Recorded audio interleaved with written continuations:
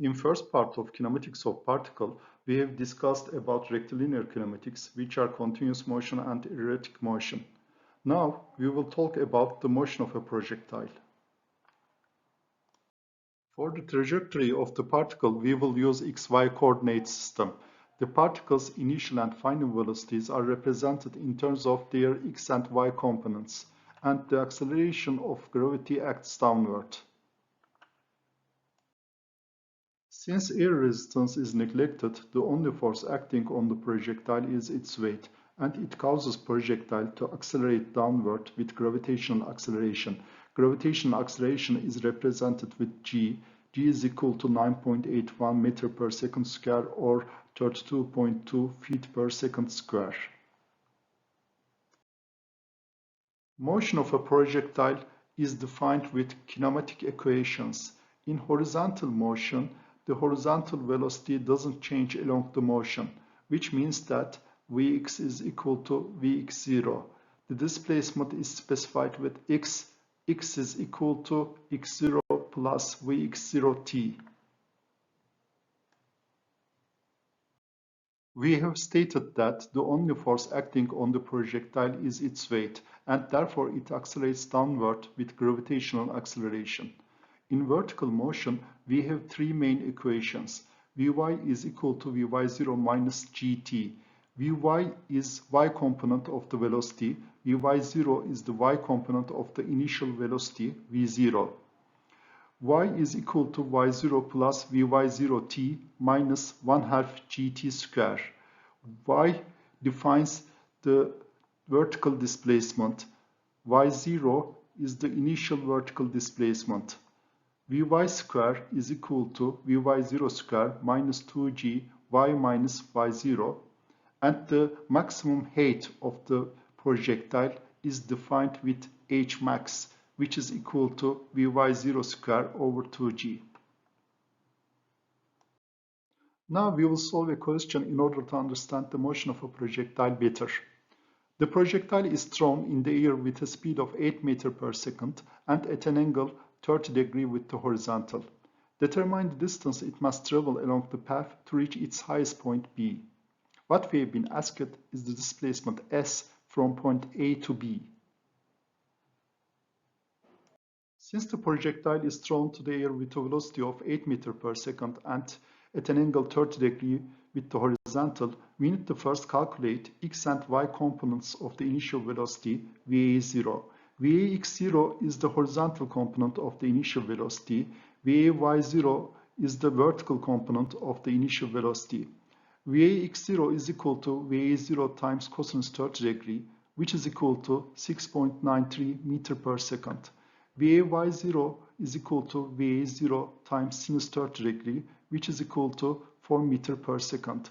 From vertical motion equations, Vy is equal to Vy0 minus 2gt, and at maximum height, the vertical component of the velocity is 0. Therefore, if we substitute 0 into Vy and extract flight time t, we obtain Tb is equal to Vy0 over 2g, which is equal to 0.204 seconds. Tb defines the flight time of the projectile from point A to B, and during the motion, the horizontal velocity remains constant and doesn't change. Therefore, we calculate the horizontal displacement by this equation.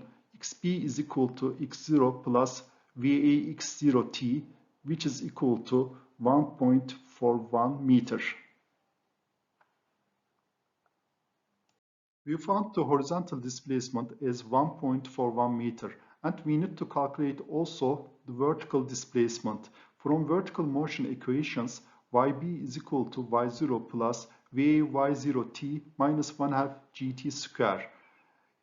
The initial vertical displacement is 0, and if we substitute Vy0 and flight time t into that equation, we obtain Yb is equal to 0.612 meter.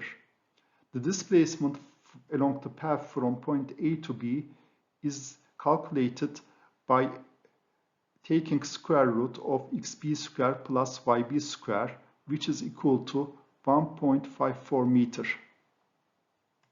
Now we will solve another question about motion of a projectile. A golf ball is struck with a velocity of 80 feet per second as shown. Determine the distance to where it will land, distance d. Determine the speed at which it strikes the ground at point B and the time of flight from point A to B. We need to first calculate x and y components of the initial velocity.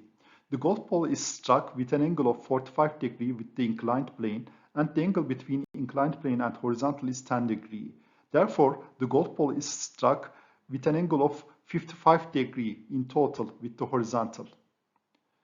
VAx0 is the horizontal component of the initial velocity, which is equal to VA0 times cosinus 45 degrees plus 10 degrees, which is equal to 45.89 feet per second. VAy0 is the vertical component of the initial velocity, which is equal to VA0 times sinus 45 degrees plus 10 degrees, which is equal to 65.53 feet per second. The horizontal displacement xp is equal to Vax0t, which is equal to also d times cosinus 10 degree. If we extract d from that equation, d is equal to Vax0t over cosinus 10 degree, which is equal to 46.59 t. From vertical motion equations, y is equal to y0 plus Vy0t minus 1/2 gt square. If we substitute d times sinus 10 degree into y and also substitute 46.59 t into d, we obtain this equation. In order to find flight time t, we need to solve this equation.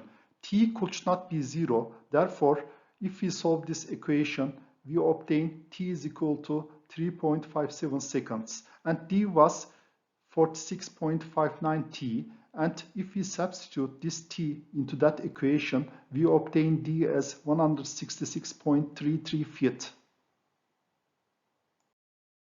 In order to find the velocity at point B, where the golf ball strikes the ground, we need to have the horizontal component and vertical component of the velocity at point B. The horizontal velocity doesn't change along the motion and it remains constant. Therefore, Vbx is equal to Vax0, which is equal to also 45.89 feet per second.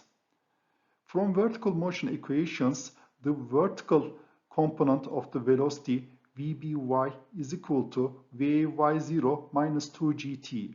If we substitute Vy0 and flight time t into that equation, we obtain the vertical component of the velocity at point B as minus 49.42 feet per second. And the velocity at point B is the square root of Vbx square plus Vby square, which is found as 67.44 feet per second.